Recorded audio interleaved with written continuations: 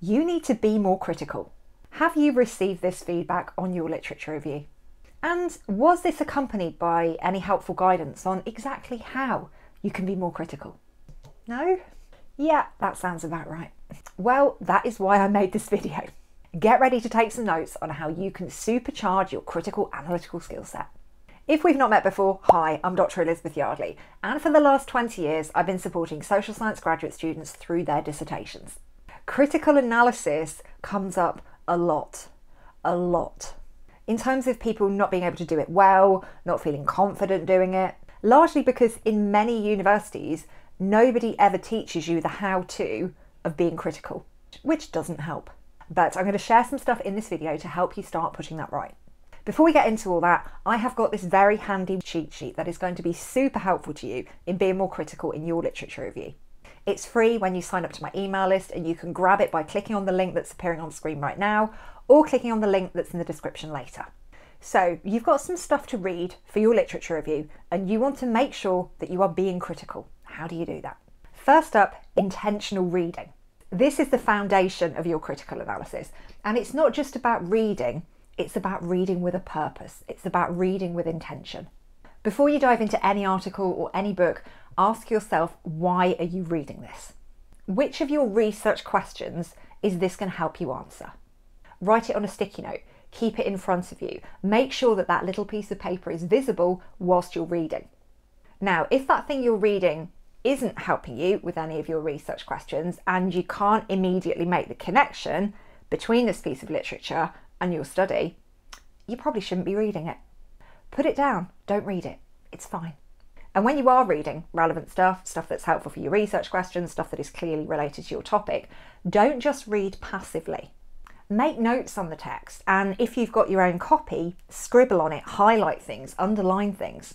This is going to keep you engaged and it's going to help you retain information. And after each paragraph, pause and ask yourself, do I understand this? And if not, don't hesitate to ask for help. Don't hesitate to go and use some tools that are going to simplify that language for you. Because academic literature, let's face it, can be absolutely full of jargon. And there are some AI tools like ChatGPT that can be really helpful for summarising and for making sense of academic gobbledygook that is really boggling your brain. And I know that there's a lot of hesitation around tools like ChatGPT in the academic world, but I think if it is used properly, if it is used responsibly, it can be so helpful. I've made a whole load of videos on it, so rather than going off on a massive tangent right now, I will just link to that playlist on the screen. Also, when you're reading relevant material, you need to be mindful of the fact that not absolutely everything in that book or in that journal article is going to be relevant or is going to be helpful for you. So if you come across a page, a chapter, a couple of pages, and you're like, yeah, I don't have a clue how this bit is relevant, but the rest of it is relevant, that's absolutely fine. It is okay to skip past stuff. You don't have to absorb absolutely everything. So that's intentional reading. Next up, we're on to structured note-taking. Now that you've read with purpose, it's time to log what you found. Using some sort of system, some sort of structured log sheet, this can make the world of difference. Whether you do that in a spreadsheet, in a Word document, in a PDF, using some kind of software, it's entirely up to you. You do you. But you do need to be recording the useful stuff from that literature. And for the next few minutes, I'm going to give you a really basic structure that you can use to do this. So first up, basic details. Start with the basic details of each study you read. So here you need to record the full reference for the item and a brief description of the study. Now, your brief description does need to be a concise summary. It literally only needs to be 1 or 2 sentences. So here we're just talking about the key details of the study. For example, Smith and Jones 2020 examined the impact of social media on adolescent mental health using a cross-sectional survey of 1,200 high school students in the United States. That's all it needs to be. Secondly, you need to move on to describe. Here you're providing a detailed summary of the study's main findings and arguments. This is where you distill the essence of the study into a few key points. So the main arguments. Identify the key arguments that the authors are making. What is it that they're trying to say? Summarise this in your own words. In terms of the study's main findings, highlight which of those key findings are the most relevant to your research questions. And you really want to avoid lengthy paraphrasing or massive block quotes here. Instead, aim for really clear and concise points that capture the essence of the research.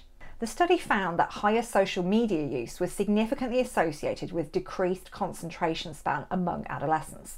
Next up, interpret. Interpretation involves thinking critically about the implications of a study's findings. So apply it to your research. Consider how the findings apply to your own research questions. Do they support what you're arguing? Do they provide a new perspective or raise new questions? Do they? And in terms of new perspectives, think about what new insights this study offers. Does it introduce a new theoretical framework or a new concept that's relevant to your research? For example, these findings suggest that interventions aimed at reducing social media use among adolescents could be beneficial for mental health, which aligns with my research on digital behaviour interventions. Next up, evaluate. Evaluate the relevance and the usefulness of the study for your own research. And this isn't about evaluating the usefulness or the relevance of it in general, it's about looking at it in the context of your research specifically. So judge whether the study is directly relevant to your research. Does it cover the same group of people? Does it cover similar issues or interests to the ones that you're exploring?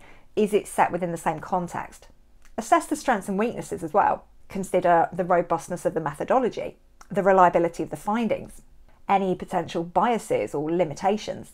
For example, while the study provides valuable insights into the relationship between social media use and mental health, its cross-sectional design limits the ability to draw causal conclusions. Quick side note, if you're finding this video helpful and you want to see more videos like this on critical analysis, comment more below. If you want to, give me a few more details on exactly what it is that you struggle with when it comes to critical analysis, and I will ensure that those videos are laser focused on those issues.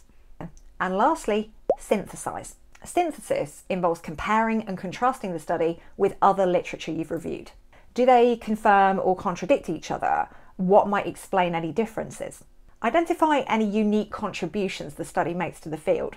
Does it highlight a previously overlooked aspect of the topic? Does it use a novel methodology or theoretical approach?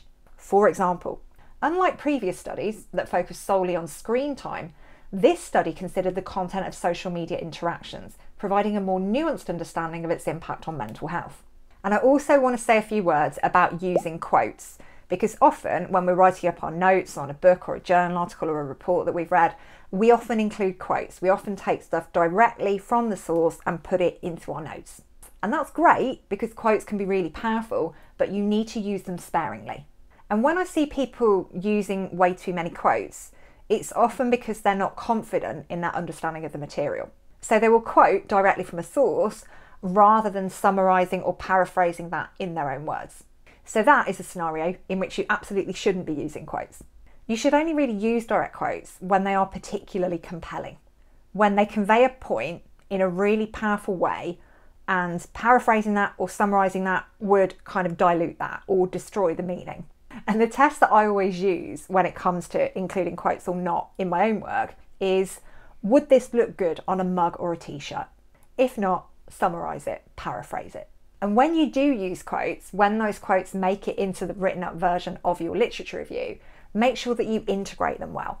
Provide some context and explain why they're important. By following these steps, you can turn your notes into a coherent and an engaging literature review. And remember, the goal isn't just to summarise what other people have said, it's to create a narrative that highlights the connections, the contradictions, and the gaps in the existing literature, while situating your own work in the broader academic conversation. The literature review is one of those chapters that can feel massively overwhelming. It doesn't need to be. And appearing on the screen right now is a video that you're going to find helpful if you are in the weeds of your literature review right now. In it, I share some of my insider secrets about the literature review that are going to save you a whole load of time and a whole load of stress. So go and check that out. I'll see you in there.